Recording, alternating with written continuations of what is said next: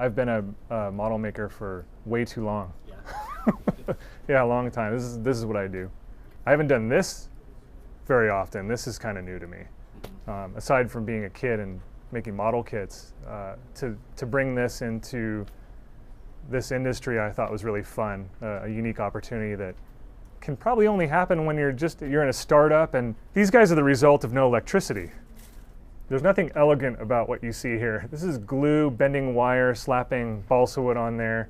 When I started this guy, I had some images of things that I liked that we ourselves had drawn inside the studio, stuff that I liked from different movies or whatever. I even really like going back to old Harryhausen stuff, rest in peace. Too bad we lost him recently. I mean, I'm just digging through anything on the internet of old school movies like Star Wars, Blade Runner, Aliens, 2001 that started it all. Stan Winston, those guys in those creature shops and stuff. When I got into this stuff, I went back and just really rifled through a lot of those old making ofs, and I was almost taking notes on what they were using to scratch build these, or kit bash these old Hollywood props with.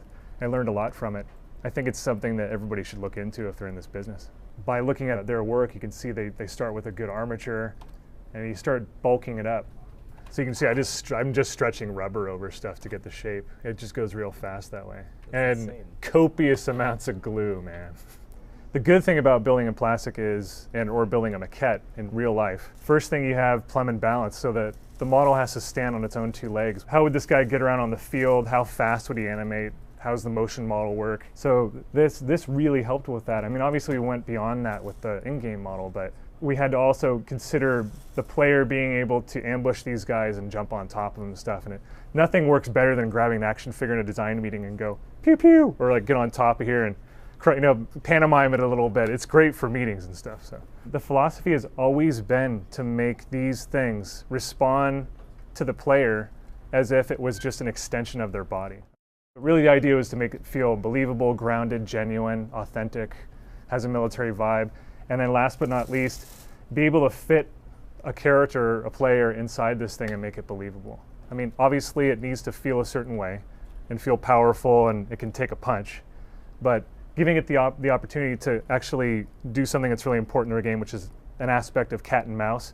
So being able to go and hunt a pilot, get down and crouch, or like being able to duck down and look into a building and see if anyone's there, or just lob a bunch of shots in there and clear out the building from a giant perspective. The other thing too is making them able to use buildings, cars, ships, anything as cover. We've even gone as far as to try motion capturing Titans and just scaling it up into the rig. By doing that, we achieved some really cool organic, past the clunky giant robot vibe. So it has a little bit of organic quality to its movement. And our animators are really good at going on top of that information and just really finessing it and making it feel awesome. We loved the idea of doing Titans with hands and appendages and stuff, because it opens the door for a lot of our multiplayer campaign stuff. These single player moments, we can actually reach into another Titan and grab a guy and rip him out of his Titan with a hand. Like you'll see things in the game, hopefully, where we're swatting at him with a hand. It would be a little bit difficult if he didn't have real hands, or just had giant barrel gun hands. He'd just be it'd be like trying to watch Edward Scissorhands try to eat food with chopsticks or something, or try to eat peas. So hands come in real handy. Another reason to have these robotic hands and to be able to work with them and animate them is that the player can be jumping from any angle. We worked very, very hard to make it so that this guy can be running as your buddy, and you're leaping off a roof, and he just grabs you out of the air and just opens up, throws you right in there.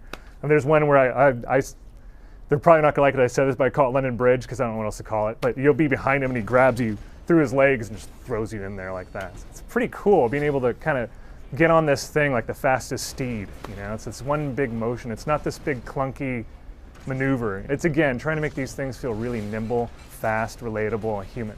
Early on, we had a Marvin that, out of the just for some reason, it read really well. I took a stab at it, and Marvins are supposed to be these little worker bots in the game.